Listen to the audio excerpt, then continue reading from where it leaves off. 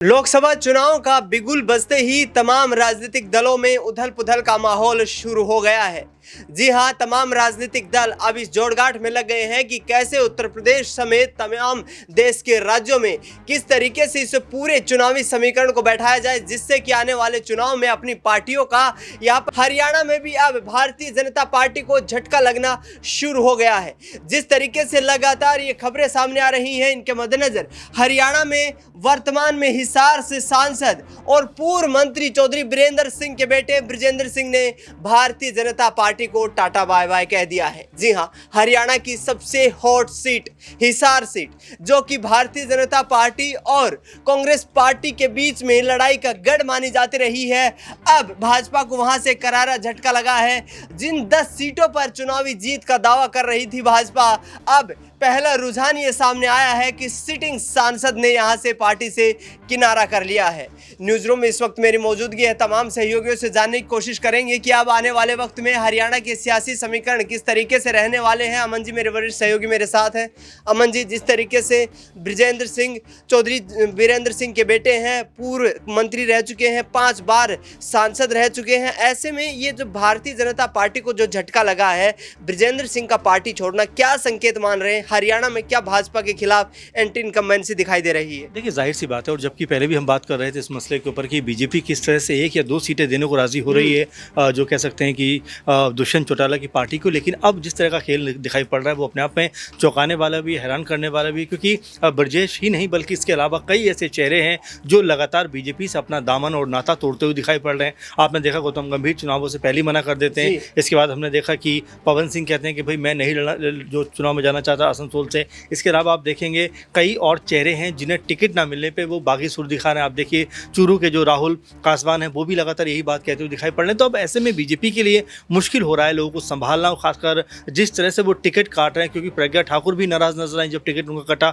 ऐसे में नरोत्तम मिश्रा का भी टिकट कहीं ना कहीं अभी तक फाइनलाइज नहीं हुआ है। वरुण गांधी भी उसी उम्मीद में बैठे हैं, ब्रजभूषण भी उसी उम्मीद में बैठे हैं। तो कई तरह की चीज़ें हैं जहाँ पर बीजेपी पशुपेश में पड़ रही है। वहीं हरियाणा का जिक्र आपने किया, जाहिर सी बात है हिसार बहुत अहम सीट है, और चूंकि हरियाणा दिल्ली का बहुत करीबी राज्य है, तो ऐसे में हर हलचल कहीं ना कहीं हरियाणा की दिल्ली तक असर डालती है। तो अब क्या वाकई बीजेपी के लिए हरियाणा के अंदर अब मुश्किलें पैदा होने वाली हैं, क्योंकि दुष्यंत चौटाला जो हैं वो भी अपने बागी रुख दिखाते हुए नजर आ रहे हैं। कह रहे हैं कि अभी तक तो बैठक हुई नहीं बीजेपी के साथ में, अगर वो नहीं बैठक में हमें बुलाते हैं तो फिर हम कुछ और चीज़ें सोचते हुए नजर आ सकते हैं। तो यहाँ पर बीजेपी का गठबंधन जो है जेजेपी के साथ में, वो अब आपस में लगता है कि अलग होने की कगार पर आकर खड़ा हो गया है, क्योंकि हिसार से जिस तरह से कह सकते हैं मौजूदा सांसद का इस्तीफा देना, ये बताता है कि बीजेपी के अंदर भी सब कुछ ठीक नहीं चला, जबकि बीजेपी तमाम तरह से दूसरे के ऊपर आरोप लगाती है और तमाम दूसरी पार्टियों के लोग जो हैं उनकी पार्टी में शामिल होते हैं। लेकिन लगता है कांग्रेस पार्टी ने भी अब थोड़ा सा आक्रामक रुख अपनाया है, और जिस तरह से कह सकते हैं कि सांसद जो मौजूदा हैं उनसे बीजेपी से इस्तीफा दिलवाते हैं और अपनी पार्टी में शामिल करते हैं, तो ये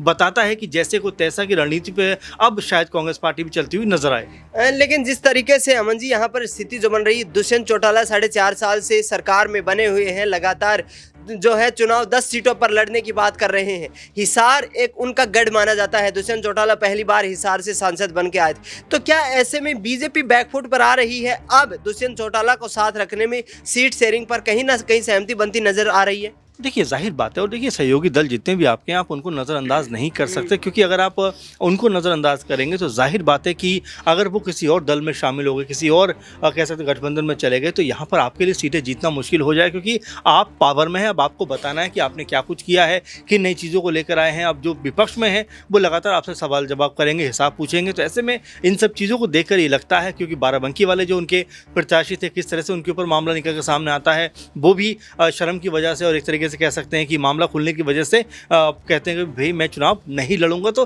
कई तरह की ऐसी चीज़ें हैं जो लगातार बीजेपी के खिलाफ जाती हुई नजर आ रही हैं, और यही वजह है कि कहीं ना कहीं अब बीजेपी चाहे हरियाणा हो या फिर उत्तर प्रदेश हो या बाकी कुछ राज्य हों, वहाँ पर लगातार दबाव में आ रही है। और पीएम मोदी लगातार हर राज्य में आप देख रहे हैं जा जाकर दौरे कर रहे हैं, और अभी से एक माहौल बनाने का प्रयास कर रहे हैं, क्योंकि उनको भी लग रहा है कि अगर इंडिया गठबंधन ने अपनी जड़ें मजबूत की तो ये बीजेपी के लिए खतरे का कह सकते हैं घंटी के तौर पर देखा जा सकता है। बिल्कुल। भारतीय जनता पार्टी के लिए आगामी वक्त मुश्किल होने वाला है और जिस तरीके से उत्तर प्रदेश हो, हरियाणा हो या तमाम राज्य जहां पर विपक्षी दल यहां भारतीय जनता पार्टी को घेरने की कोशिश कर रहे हैं, वाकई में आगे आने वाला वक्त मुश्किलों से भरा हुआ होने वाला है। अक्षय से अगला सवाल रहेगा। अक्षय, जिस तरीके से हरियाणा में आज सिटिंग सांसद हिसार से बृजेंद्र सिंह ने इस्तीफा दे दिया है पार्टी से, आगामी वक्त में क्या और भी इस्तीफे देखे जाएंगे? और यहाँ से उत्तर प्रदेश में भी बात करें तो हम समाजवादी पार्टी के खेमे में कई नेताओं की एंट्री हो रही है। बृजभूषण शरण सिंह जो दिग्गज सांसद माने जाते हैं, उनकी भी कहीं ना कहीं अखिलेश यादव ने पुष्टि कर दी है कि बीजेपी यदि टिकट नहीं देती है, हम अपनी टिकट पर मैदान में उतारने को तैयार है।